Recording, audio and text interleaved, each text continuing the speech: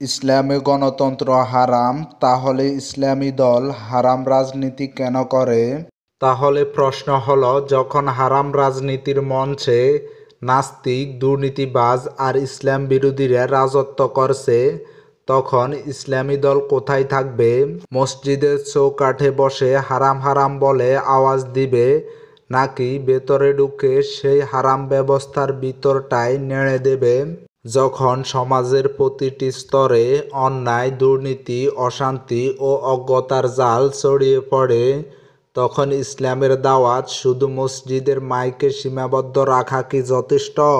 ইসলামী দল যদি গণতন্ত্র নামক মঞ্চে না দাঁড়ায়, তবে সেই শূন্যস্থান কে পূরণ করবে? নাস্তিক, মুনাফিক, নাকি পশ্চিমা ভাবধারার অনুসারীরা?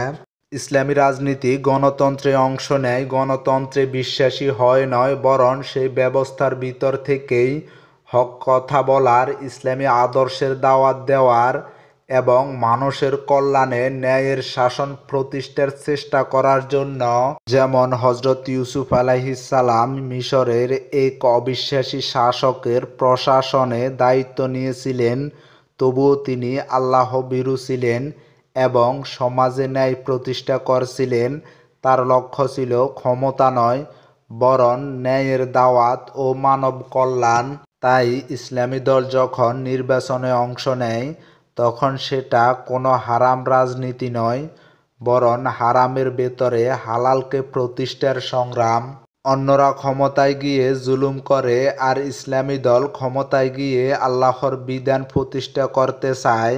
তাই বলি, হারাম ব্যবস্থায় অংশগ্রহণ মানেই হারাম নয়, যদি লক্ষ্য হয় হারামকে ভেঙে হালাল প্রতিষ্ঠা করা। তোমরা ন্যায়ের জন্য দৃঢ়ভাবে দাঁড়াও, যদিও তা তোমাদের নিজেদের বিরুদ্ধে যায়। সূরা নিসা আয়াত নাম্বার 135। তাই মনে রাখুন, হারাম ব্যবস্থায় ঢুকা হারাম নয়, যদি লক্ষ্য হয় হারামকে বদলে হালাল প্রতিষ্ঠা করা।